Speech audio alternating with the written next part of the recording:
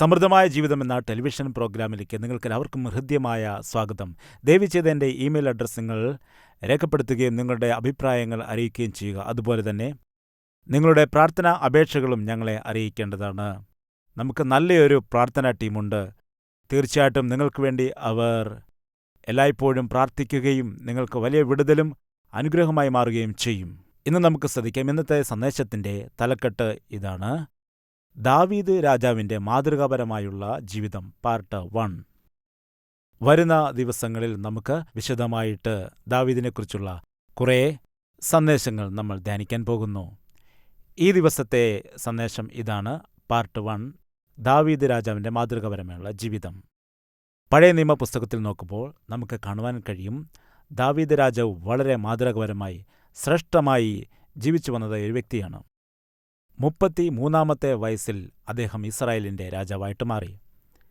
നല്ല അനുഗ്രഹിക്കപ്പെട്ട ഒരു രാജാവ്, വളരെ ശ്രേഷ്ഠനായ വ്യക്തി, മൾട്ടി ടാലൻറ്റഡ്, നല്ലൊരു സംഗീതജ്ഞൻ, കവിതകൾ എഴുതുന്ന വ്യക്തി, നല്ല കഴിവുള്ള ഒരു വ്യക്തി. ഇസ്രായേൽ ജനത്തെ നല്ല രീതിയിൽ ഭരിച്ച് മുൻപോട്ട് കൊണ്ടുപോകാനിടയായി. ഇതിൻ്റെ എല്ലാ മധ്യത്തിലും നോക്കുമ്പോൾ ദാവീദ് വളരെ ശക്തനായ ഒരു പോരാളിയും ആയിരുന്നു. അദ്ദേഹം ഒരുപാട് യുദ്ധങ്ങൾ ചെയ്തു. ഇസ്രായേൽ ജനത്തെ ഒരുപാട് യുദ്ധങ്ങളിൽ വിജയിപ്പിക്കാനിടയായി. ഇതെല്ലാം ദൈവത്താലായിരുന്നു സാധിച്ചത്. എന്നാൽ അതിൻ്റെ മധ്യത്തിലും അദ്ദേഹത്തിൻ്റെ ജീവിതത്തിൽ പലവിധമായ തെറ്റുകളും വീഴ്ചകളുമൊക്കെ സംഭവിച്ചിട്ടുണ്ട്. ദൈവത്തിനെതിരെ പാപം ചെയ്തു, ജനത്തിനെതിരെ പാപം ചെയ്തു. ഈ ദുഷ്ടപ്രവൃത്തികൾ, പാപം നിറഞ്ഞതായ പ്രവൃത്തികൾ അദ്ദേഹത്തിൽ ഉണ്ടായിരുന്നു. ഇതിൻ്റെ എല്ലാം മധ്യത്തിൽ എങ്ങനെയാണ് വിടുതൽ പ്രാപിച്ച അദ്ദേഹം ശ്രേഷ്ഠനായ ഒരു രാജാവായിട്ട് മാറിയത്? സുഹൃത്തുക്കളെ, അതിന് ചില രഹസ്യങ്ങൾ ഉണ്ട്.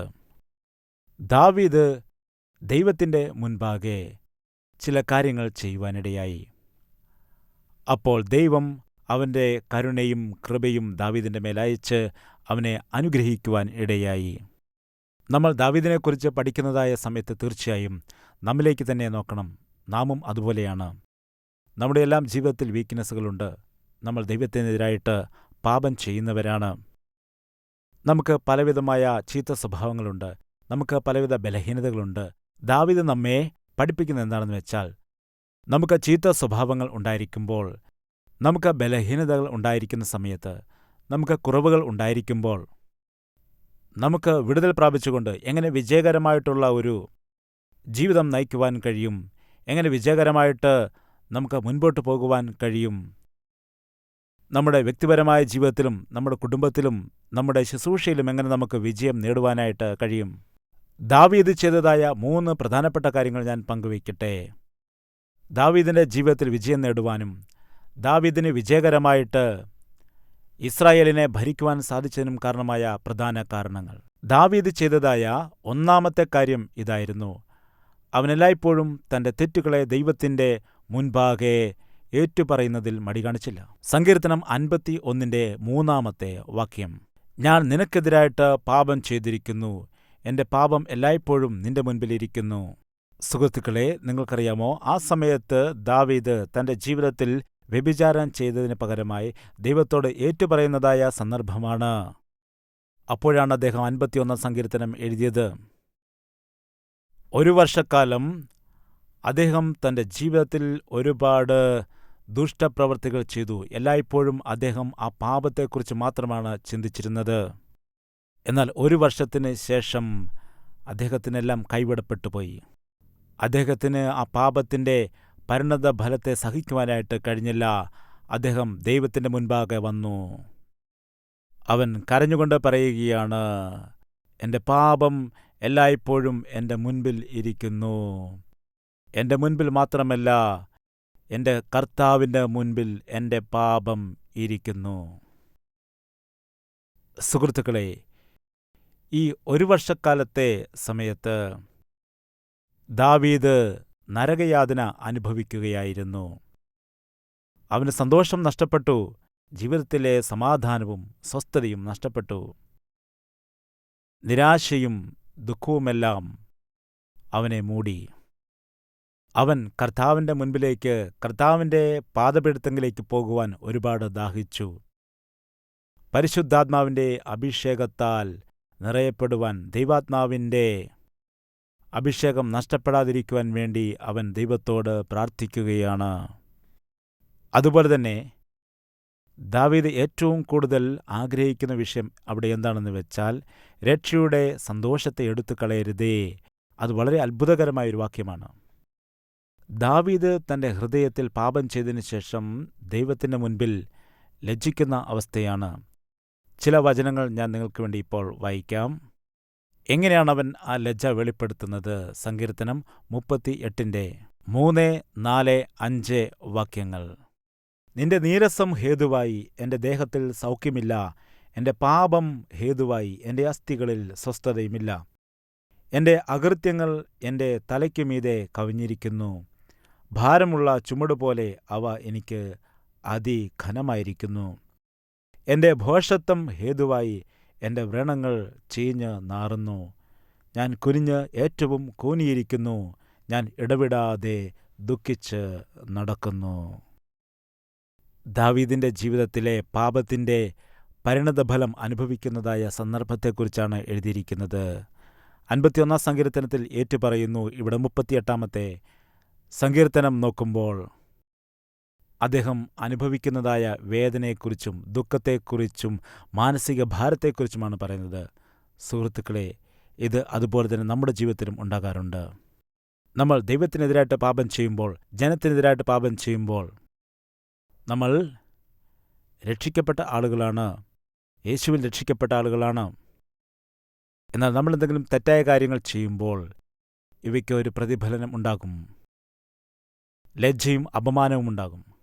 വലിയ മാനസിക വേദനയും ലജ്ജയും അപമാനഭാരവും അതുപോലെ നിന്ദയും നിരാശയും എല്ലാം നമ്മുടെ ജീവിതത്തിൽ ഉണ്ടാകുവാൻ ഇടയാകും. ഇങ്ങനെയുള്ള സന്ദർഭത്തിൽ 51 സങ്കീർത്തനം നമ്മൾ നോക്കുമ്പോൾ ദാവീദ് കർത്താവിനോട് അനുതാപത്തോടുകൂടി ഏറ്റുപറയുകയാണ്. എത്ര ശ്രേഷ്ഠമായിട്ടാണ് അവൻ പ്രാർത്ഥിക്കുന്നത്. നമുക്ക് 2 വാക്യം നോക്കാം. എന്നെ നന്നായി കഴുകി എൻ്റെ അകൃത്യം പോക്കേണമേ, എൻ്റെ പാപം നീക്കി എന്നെ വെടിപ്പാക്കണമേ. 7 വാക്യം. ഞാൻ നിർമ്മലനാകേണ്ടതിന് ഈ സോപ്പ് കൊണ്ട് എന്നെ ശുദ്ധീകരിക്കണമേ. ഞാൻ ഹിമത്തേക്കാൾ വെളുക്കേണ്ടതിന് എന്നെ കഴുകണമേ. സന്തോഷവും ആനന്ദവും എന്നെ കേൾക്കുമാറാകണമേ. അത്ഭുതകരമായ പ്രാർത്ഥന. സുഹൃത്തുക്കളെ, ദാവീദ് തൻ്റെ ജീവിതത്തിൽ ദൈവത്തിനെതിരായി പാപം ചെയ്തതിനു ശേഷം അവൻ ഒരു വലിയ വിടുതലിനു വേണ്ടി ദൈവസന്നിധിയിലേക്ക് കടന്നു വരികയാണ്. അവൻ കർത്താവിൻ്റെ സന്നിധിയിലേക്ക് കടന്നു വരുമ്പോൾ അവനെ കഴുകി ശുദ്ധീകരിക്കണമേ എന്ന് പ്രാർത്ഥിച്ചുകൊണ്ട് മനോഹരമായി പ്രാർത്ഥിച്ചു വരികയാണ്. സുഹൃത്തുക്കളെ, നമ്മുടെ ജീവിതത്തിലും നമ്മൾ ദൈവത്തിനെതിരായിട്ട് അല്ലെങ്കിൽ ജനത്തിനെതിരായിട്ട് അല്ലെങ്കിൽ നമുക്ക് തന്നെ എതിരായിട്ട് പാപം ചെയ്യുമ്പോൾ, ദുഷ്ടപ്രവൃത്തികൾ ചെയ്യുമ്പോൾ നമുക്കറിയാം, നമ്മൾ വീണ്ടും ജനനം പ്രാപിച്ചതായ ഒരു വ്യക്തിയാണ്. നമ്മൾ ദൈവ പൈതലാണ്. നമുക്കൊരു പുതിയ ഹൃദയമുണ്ട്, നമുക്കൊരു പുതിയ മനസ്സാക്ഷിയുണ്ട്. നമ്മൾ ദൈവത്തിനെതിരെ പാപം ചെയ്യുമ്പോൾ ഈ മനസ്സാക്ഷി നമ്മെ എതിർത്തുകൊണ്ടേയിരിക്കും, നമ്മോട് വാദിച്ചുകൊണ്ടേയിരിക്കും. ദൈവത്തോട് അടുക്കുവാനായി, അനുതപിക്കുന്നതിനു വേണ്ടി, പാപക്ഷമയ്ക്കു വേണ്ടി, ശുദ്ധീകരണത്തിനു വേണ്ടി. പ്രിയ സുഹൃത്തുക്കളെ, നമ്മുടെ ജീവിതത്തിലും പാപത്തിൻ്റെ അനുഭവങ്ങൾ കടന്നു വരുമ്പോൾ ദാവീദിനെപ്പോലെ നമ്മൾ ചെയ്യേണ്ടത് അനിവാര്യമാണ്. ദൈവത്തിനറിയാം നമ്മൾ ബലഹീനതയുള്ളവരാണെന്ന്. നമുക്ക് വീഴ്ചകൾ സംഭവിക്കുമെന്ന് അവനറിയാം. നമ്മൾ ദാവീദ് ചെയ്തതുപോലെ മുഴങ്കാലിൽ കർത്താവിൻ്റെ മുൻപിൽ വീണ് ക്ഷമയാചിക്കുമ്പോൾ ദൈവം സന്തോഷിക്കും.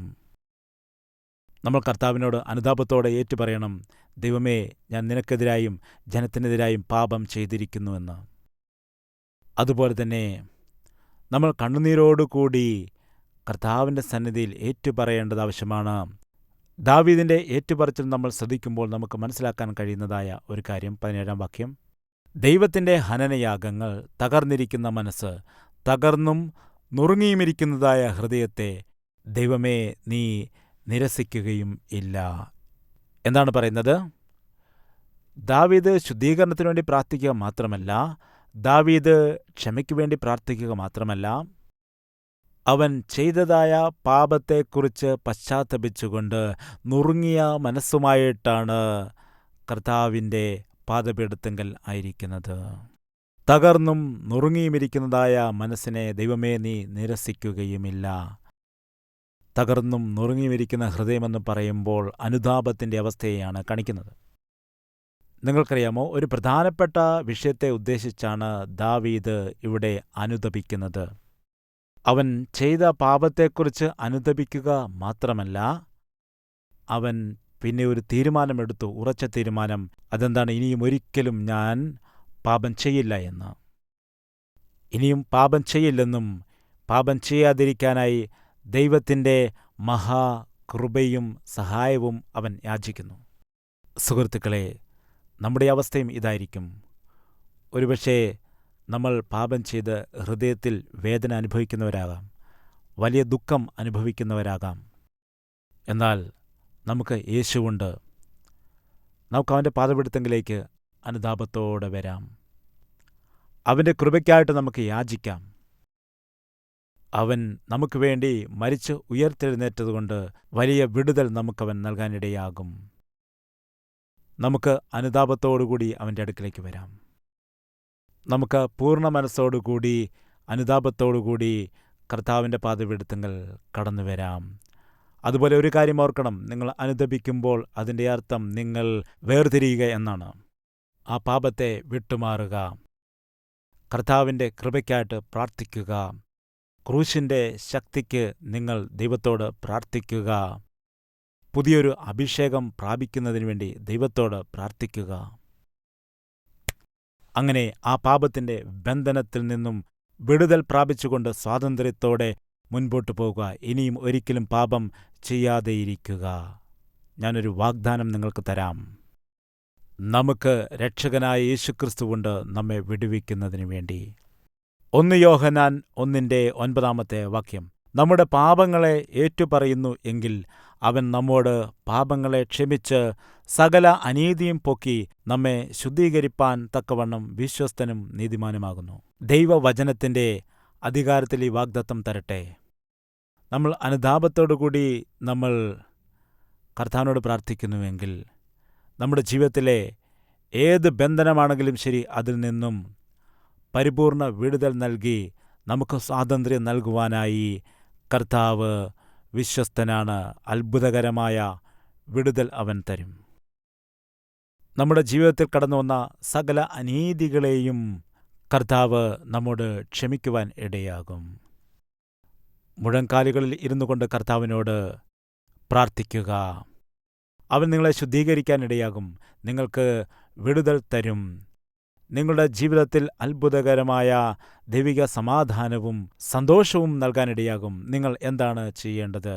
കർത്താവിനോട് അപേക്ഷിക്കുക മാത്രം ചെയ്യുക. ഇതിൽ പ്രധാനപ്പെട്ട ഒരു കാര്യം എന്താണെന്ന് വെച്ചാൽ, ഒരിക്കൽ നിങ്ങൾ ദൈവത്തോട് ക്ഷമയാചിക്കുമ്പോൾ, വിശുദ്ധീകരണത്തിനായി കഴുകലിനു വേണ്ടി നിങ്ങൾ അവനോട് അപേക്ഷിക്കുമ്പോൾ, ആ ക്ഷമ നിങ്ങളുടെ മേൽ കടന്നുവരികയാണ്. നിങ്ങൾക്ക് ക്ഷമ ലഭിക്കുന്നു. പിന്നീട് ഒരിക്കലും ആ പാപം ദൈവം ഓർക്കുകയേ ഇല്ല. പിന്നീട് നിങ്ങൾ ഒരിക്കലും അതിനെക്കുറിച്ച് ലജ്ജിക്കേണ്ടതായ കാര്യം ഇല്ല. എന്നാൽ പിശാച് എന്താണ് ചെയ്യുന്നത്? അവൻ ഈ പാപത്തെക്കുറിച്ച് നിങ്ങളോട് ഓർമ്മിപ്പിക്കും. നിങ്ങൾ ക്ഷമയാചിച്ച പാപം, അവൻ ആ പാപത്തെക്കുറിച്ച് നിങ്ങളോട് വീണ്ടും ഓർമ്മിപ്പിക്കാനിടയാകും. അവൻ ആ തെറ്റായ വഴിയിലേക്ക് നിങ്ങളെ കൊണ്ടുപോകാൻ ശ്രമിക്കും. നിങ്ങൾ ഭയപ്പെടരുത്. നിങ്ങൾ പിശാചിനോട് പറയണം, യേശു കർത്താവിനോട് ഞാൻ എൻ്റെ പാപം ഏറ്റുപറഞ്ഞപ്പോൾ തന്നെ കർത്താവ് അത് ക്ഷമിച്ചിരിക്കുകയാണ്. ആ പാപം ഒരിക്കലും അവൻ ഓർക്കുകയില്ല. ഞാനും ആ പാപത്തെ ഓർക്കുന്നില്ല. അതുകൊണ്ട് എൻ്റെ ജീവിതത്തിൽ ആ ദൈവിക സമാധാനം വിട്ടിട്ട് എനിക്ക് ഒരു അനുഭവമുണ്ടാകില്ല. അതിനുശേഷം നമ്മുടെ ജീവിതത്തിൽ ദൈവിക സമാധാനവും അതുപോലെ സന്തോഷവും കൈവരിക്കുവാൻ നമുക്ക് കഴിയും. ദാവീദിൻ്റെ ജീവിതത്തിൽ അങ്ങനെ തന്നെയാണ് ഉണ്ടായത്. അവൻ്റെ ജീവിതത്തിൽ നഷ്ടമായ സന്തോഷവും സമാധാനവും തിരികെ വന്നു. അവന് വീണ്ടും ജീവിതത്തിലെ സന്തോഷപ്രദമായ അനുഭവങ്ങൾ ആസ്വദിക്കാനും കഴിഞ്ഞു. അതുമാത്രമല്ല, അവന് ദൈവിക സമാധാനം തിരികെ ലഭിച്ചു. ദൈവിക അഭിഷേകം അവന് തിരികെ ലഭിച്ചു. രക്ഷയുടെ സന്തോഷം തിരികെ ലഭിച്ചതായിട്ട് നമുക്ക് അവിടെ വായിക്കാനും കഴിയും. നമ്മുടെ ജീവിതത്തിൽ നമ്മൾ ഇതുതന്നെയാണ് ചെയ്യേണ്ടത്. നമ്മുടെ ജീവിതത്തിൽ പാപങ്ങൾ കടന്നു വരുമ്പോൾ കർത്താവിൻ്റെ സന്നിധിയിൽ ചെന്നിട്ട് ഏറ്റുപറയുക, ഉപേക്ഷിക്കുക.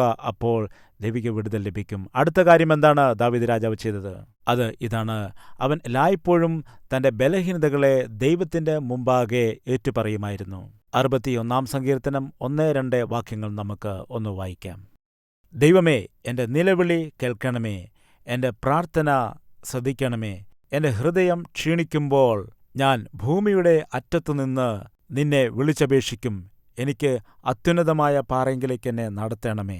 ഈ വചനം നമ്മൾ ശ്രദ്ധിക്കുമ്പോൾ കാണാൻ കഴിയും, ദാവീദിന് ഒരുപാട് ബലഹീനതകൾ തൻ്റെ ജീവിതത്തിൽ ഉണ്ടായിരുന്നു. അതിനെല്ലാത്തിനെയും കുറിച്ചും അവന് വ്യക്തമായൊരു ധാരണയും ഉണ്ടായിരുന്നു.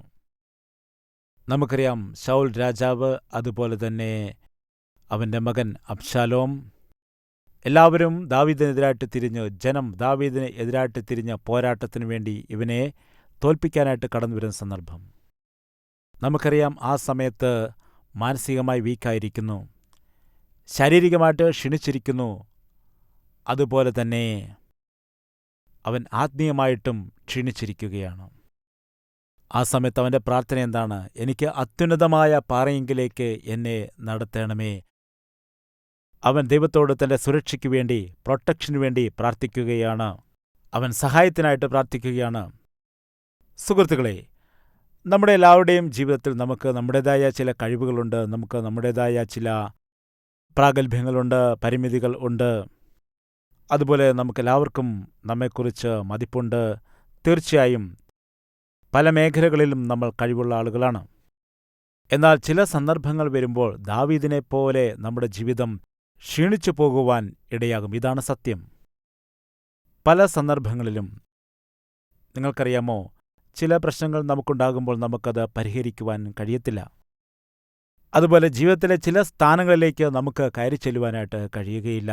അതുപോലെ നമ്മൾ ധാർമ്മികമായിട്ട് നോക്കുമ്പോൾ ചില മേഖലകളിൽ നമുക്ക് പാപത്തിൽ അടിമപ്പെടുന്ന സ്വഭാവം, അതുപോലെ തന്നെ നമ്മുടെ ജീവിതത്തിൽ മാനസികമായി ക്ഷീണിക്കുന്നതായ അവസ്ഥ, നമ്മുടെ ജീവിതത്തിൽ ചില പ്രശ്നങ്ങൾ കടന്നു വരുന്ന സമയത്ത് നമ്മൾ ആകുലപ്പെടുകയും മാനസികമായിട്ട് ബലഹീനത ഉള്ളവരായിട്ട് തീരുകയും ചെയ്യും. ആകുലതയും വേദനയും നിരാശയുമൊക്കെ നമ്മുടെ ജീവിതത്തെ മൂടുവാനിടയാകും. അതുപോലെ നമുക്കുണ്ടായിരിക്കുന്ന മറ്റൊരു ബലഹീനതയാണ് ആത്മീയമായിട്ടുള്ള ബലഹീനത. നമ്മൾ സഭയിൽ ആരാധനയ്ക്ക് കടന്നു വരുമ്പോൾ, നല്ല നല്ല സന്ദേശങ്ങൾ കേൾക്കുമ്പോൾ നമ്മൾ പെട്ടെന്ന് തീരുമാനമെടുക്കും, ഇന്നു മുതൽ ഞാൻ അങ്ങനെ തന്നെ ജീവിക്കും. എന്നാൽ നമ്മൾ വീണു പോകുവാൻ ഇടയാകും. നമ്മുടെ ജീവിതത്തിൽ നല്ല ഒരു പ്രാർത്ഥന ജീവിതമില്ലാത്തതുകൊണ്ട് പലരും ബലഹീനരായിരിക്കുകയാണ്. നല്ല വചനധ്യാനമില്ലാത്തതുകൊണ്ട് പലരും ബലഹീനരായിരിക്കുകയാണ്. അതുപോലെ ആരാധനയിൽ പങ്കുചേരാത്തതുകൊണ്ട് ബലഹീനപ്പെടുന്നു. ദൈവത്തോട് അടുക്കാത്തതുകൊണ്ട്. അറിയാമോ, നമ്മുടെ എല്ലാവരുടെയും ജീവിതത്തിൽ പലവിധമായ ബലഹീനതകൾ ഉണ്ട്. ഇവിടെ ദാവീദ് എങ്ങനെയാണ് തൻ്റെ ജീവിതത്തിലെ കുറവുകളെ, ബലഹീനതകളെ അത്ഭുതകരമായ ശക്തമായ ആത്മീയ നിലവാരത്തിലേക്ക് കൊണ്ടുപോയത് നമുക്ക് നോക്കാം. 1 ശമൂവേൽ 30:6. ദാവീദ് വലിയ കഷ്ടത്തിലായി. ജനത്തിൽ ഓരോരുത്തന്റെ ഹൃദയം താന്താന്റെ പുത്രന്മാരെയും പുത്രിമാരെയും കുറിച്ച് വ്യസനിച്ചിരിക്കൊണ്ട് അവനെ കല്ലെറിയണമെന്ന് ജനം പറഞ്ഞു. ദാവീദോ തന്റെ ദൈവമായ യഹോവയിൽ ധൈര്യപ്പെട്ടു. അവൻ ദൈവത്തിൽ ധൈര്യപ്പെട്ടു. എത്ര അത്ഭുതകരമായ വചനങ്ങൾ! ദാവീദോ തന്റെ ദൈവമായ യഹോവയിൽ ധൈര്യപ്പെട്ടു. അവൻ പ്രാർത്ഥനയിൽ ബലപ്പെട്ടു. അവൻ എപ്പോഴും ദൈവത്തിൽ ആശ്രയിച്ചിരുന്നു. അതായിരുന്നു അവൻ്റെ ജീവിതത്തിൽ കഷ്ടതകൾ എല്ലാം ഉണ്ടായ സമയത്തും അവൻ ശക്തമായി നിൽക്കുവാൻ ഇടയായത്. അവൻ ദൈവത്തിൽ ആശ്രയിച്ചു. അതുകൊണ്ടാണ് അവൻ്റെ എല്ലാ ബലഹീനതകളുടെ മധ്യത്തിലും അവന് അത്ഭുതകരമായി വിടുതൽ പ്രാപിച്ച് ഉന്നത വിജയത്തിലേക്ക് എത്തിച്ചേരുവാനായിട്ട് കഴിഞ്ഞത്. സുഹൃത്തുക്കളെ, നമ്മുടെ ജീവിതത്തിലെ ബലഹീനതകളുടെ നടുവിലും നമ്മൾ ഇപ്രകാരം ചെയ്യേണ്ടത് ആവശ്യമാണ്. നമ്മൾ എന്താണ് ചെയ്യേണ്ടത്? നമ്മുടെ കുറവുകളെ നമ്മൾ മനസ്സിലാക്കിയിട്ട് അതിനുവേണ്ടി നമ്മൾ ദൈവത്തിൻ്റെ സന്നിധിയിൽ മുഴങ്കാൽ മടക്കണം. നമ്മൾ ബൈബിൾ വായിക്കണം. നമ്മുടെ കുറവുകൾ മനസ്സിലാക്കി നമ്മൾ ദൈവത്തിൻ്റെ ആരാധനയിൽ പങ്കെടുക്കണം. ദൈവദാസന്മാരോട് നമ്മുടെ കുറവുകൾക്ക് വേണ്ടി പ്രാർത്ഥിക്കാനായിട്ട് അപേക്ഷിക്കണം. ഇപ്രകാരം ആരെങ്കിലും ചെയ്യാതിരിക്കുന്നെങ്കിൽ വളരെ വ്യക്തമായ കാര്യമാണ്, അവർ അവരുടെ ബലഹീനതയിൽ ദൈവത്തിൽ ആശ്രയിക്കാതെ അവർ സ്വയത്തിൽ ആശ്രയിക്കുകയാണ്. അവർ ഏതു സമയത്തും വീണുപോകും. നമുക്ക് അത്ഭുതകരമായൊരു വാഗ്ദത്ത വചനമുണ്ട്. എബ്രായർക്കെഴുതിയ ലേഖനം 4 അധ്യായം 15-16 വാക്യങ്ങൾ. നമുക്കുള്ള മഹാപുരോഹിതൻ നമ്മുടെ ബലഹീനതകളിൽ സഹതാപം കാണിപ്പാൻ കഴിയാത്തവനല്ല, പാപം ഒഴികെ സർവ്വത്തിലും നമുക്ക് തുല്യമായി പരീക്ഷിക്കപ്പെട്ടവനത്രേ നമുക്കുള്ളത്.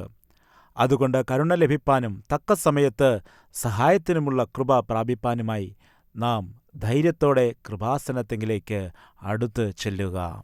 എത്ര അത്ഭുതകരമായ രക്ഷയാണ് കർത്താവ് നമുക്ക് തന്നിരിക്കുന്നത്. യേശു കർത്താവ് നമ്മുടെ ഒരു നല്ല ഇടയൻ മാത്രമല്ല, അതുപോലെ അവൻ നമ്മുടെ ഒരു മഹാപുരോഹിതനാണ്, ശ്രേഷ്ഠനായ പുരോഹിതനുമാണ്. മഹാപുരോഹിതൻ അവനെപ്പോഴും നമുക്ക് വേണ്ടി പ്രാർത്ഥിച്ചുകൊണ്ടിരിക്കുന്നു. കർത്താവിൻ്റെ സന്നിധിയിൽ എന്തിനാണ്? നമ്മെ ബലപ്പെടുത്തുവാൻ.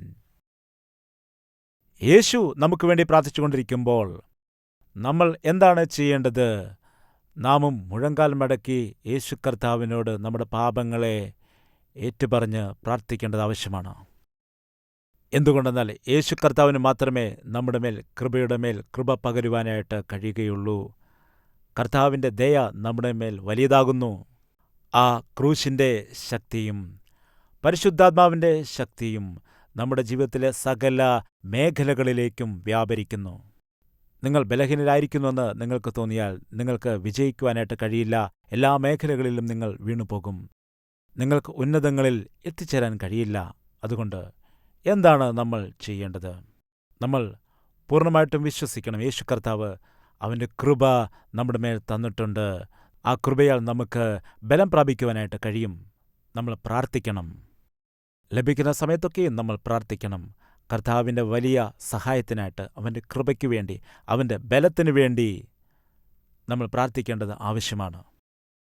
അതുപോലെ ക്രൂശിൻ്റെ ശക്തിയാലും ഉയർപ്പിൻ്റെ അത്ഭുതകരമായ ശക്തിയാലും ദൈവത്തിൻ്റെ സ്പർശനം നമ്മുടെ ജീവിതത്തിൽ ഇറങ്ങി വന്ന് നമുക്ക് ധൈര്യത്തോടെ നിൽക്കുവാൻ കഴിയും.